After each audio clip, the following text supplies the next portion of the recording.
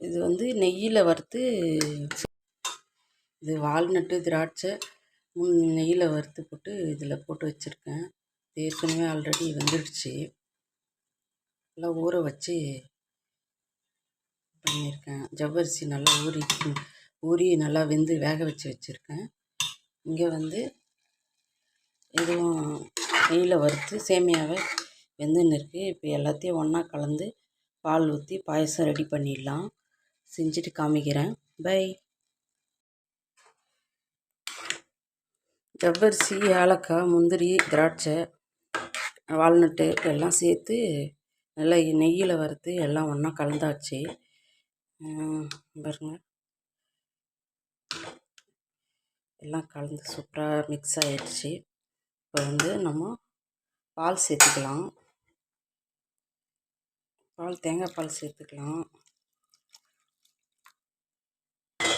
நம்ம சாதாரணமாக மில்க்கும் சேர்த்துக்கலாம்.